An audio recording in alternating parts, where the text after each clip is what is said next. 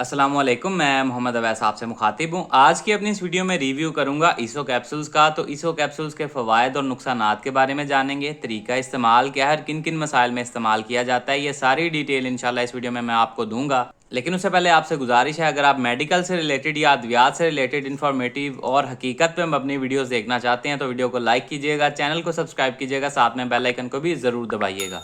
तो चलते हैं अपने टॉपिक की तरफ। तो ब्रांड नेम है ईसो।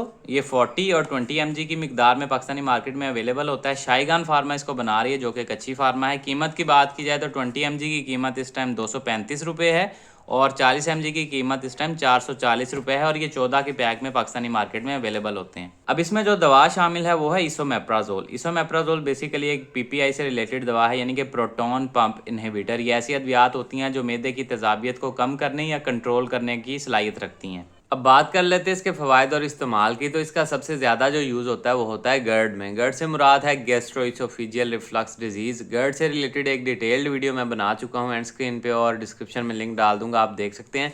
आम अल्फाज में अगर आपको समझाऊँ तो होता ही है कि आपके मैदे से जो तेजाबियत है या जो ग़िज़ा है वो वापस आपके मैदे से ग़िज़ा की नाली की तरफ जाना स्टार्ट हो जाती है, जिसको हम इसोफेगस बोलते हैं। और ऐसा नहीं होना चाहिए। उसकी वजह यह है कि अल्लाह पाक ने कुदरती तौर पे मैदे को इस काबिल बनाया है कि वो इस तेजाबियत को बर्दाश्त कर सकता है। उसमें एक लाइनिंग सी होती है, लेकिन ग़िज़ा की नाली में ये लाइनिंग मौजूद नहीं होती, जिसकी वजह से वो इस तेज़ तेजाबियत को बर्दाश्त नहीं कर पाती, जिसकी वजह से आपके सीने में जलन होती है। सीने में बाज़ का जब शदीद ये मसला हो जाए तो दर्द भी हो सकता है, ग़िज़ा की नाली स्वेलिंग कर जाती है।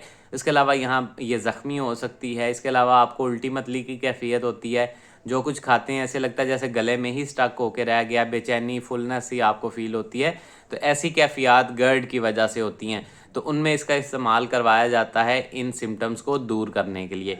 इसके बाद आ जाता है मसला इरोसिव इसोफेगाइटिस, यानी कि आपकी जो इसोफेगस है, ये गर्ड का मसला अगर आप ट्रीट ना करें वक्त के साथ, ज़्यादा देर तक आपको ये मसला रहे, तो आपकी जो ग़िज़ा की नाली है वो डैमेज हो जाती है, जिसकी वजह से शदीद आपको दर्द होता है। खाने पीने में भी आपको तकलीफ़ होती है, जैसे ग़िज़ा आप खाते जाते हैं सीने में दर्द स्टार्ट हो जाता है। तो इस तरह की कैफियत जो है उसको ट्रीट करने के लिए भी इसका इस्तेमाल करवाया जाता है।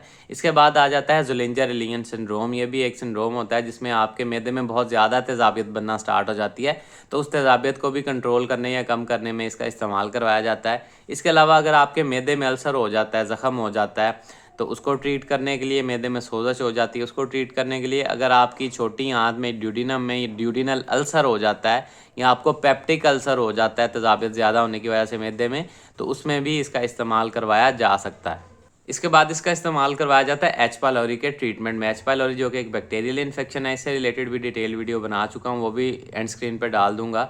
तो उसके ट्रीटमेंट में दूसरी एंटीबायोटिक्स के साथ मिला के कॉम्बिनेशन में इसका इस्तेमाल करवाया जाता है। इसके अलावा ऐसे अफराद जो बहुत ज़्यादा पेन किलर्स खाते हैं और पेन किलर्स खा खा के उनके मैदे में शदीद सोज़श या ज़ख़म अल्सर वगैरह की शिकायत हो गई है, तो उसमें भी इसका इस्तेमाल करवाया जाता है। और बाज़ औक़ात अगर आपको पेन किलर्स ज़्यादा देर तक कुछ खाना पड़ती हैं तो डॉक्टर्स साथ ही उन पेन किलर्स के इसका भी ये भी लिख देते हैं आपको, ताकि आप ये खाते रहें और उसके जो पेन किलर्स के मुज़र असरात मैदे पे आने हैं वो कम से कम आएँ। तो ये सारे फ़वाइद हैं इसोमेप्राजोल के। अब बात कर लेते हैं इसके नुकसानात की। तो नुकसानात में ड्राई माउथ यानी कि मुंह खुश्क हो सकता है, लूज़ मोशन, डायरिया हो सकता है, कॉन्स्टिपेशन या कब्ज़ की शिकायत हो सकती है, फटीग यानी थकावट फील कर सकते हैं, बैक पेन हो सकती है, कमर में दर्द या सर दर्द हो सकता है। इसके अलावा हिप जॉइंट फ्रैक्चर हो सकता है। इसका लॉन्ग टर्म इस्तेमाल कभी भी आपने बगैर डॉक्टर के मशवरे के नहीं करना, यानी कि 14 दिन से ज़्यादा कभी भी खुद से आपने इसका इस्तेमाल नहीं करना। कुछ स्टडीज़ में ये देखा गया है कि ये हड्डियों को कमज़ोर करती है, जिसकी वजह से हड्डियां कमज़ोर होकर टूट सकती हैं, स्पेशली हिप का जो जॉइंट है उसमें फ्रैक्चर हो जाता है। इसके अलावा आपकी हड्डियां जो हैं वो बोन की डेंसिटी जो है वो कम होना स्टार्ट हो जाती है। तो बगैर डॉक्टर के मशवरे के लॉन्ग टर्म इस्तेमाल नहीं कीजिएगा। अब बात कर लेते हैं इसके तरीका इस्तेमाल या डोजेज की। तो वो डिपेंड करती है आपकी कंडीशन पे, आपकी एज पे या आपके मसले पे। मुख्तलिफ मसाइल में इसकी पोटेंसीज डिफरेंट हो सकती हैं। अमूमी खुराक की अगर बात की जाए तो 20 mg कैप्सूल सुबह शाम एक खाया जा सकता है, या 40 mg का कैप्सूल दिन में एक दफ़ा सुबह नहार मुँह खाया जा सकता है। खाने से तकरीबन आधा पौना घंटा पहले 1 गिलास पानी के साथ आपने इसको खाना होता है, या जिस तरह से आपके डॉक्टर्स आपकी कंडीशन के हिसाब से आपको प्रेस्क्राइब करें उस तरह से आपने इसका यूज़ करना है। तो ये सारी डिटेल थी जी ईसो कैप्सूल से रिलेटेड। उम्मीद है आप लोगों को पसंद आई होगी। इससे रिलेटेड कोई सवाल है कमेंट सेक्शन में आप मुझसे पूछ सकते हैं। अपना ख्याल रखिएगा। अल्लाह हाफिज़।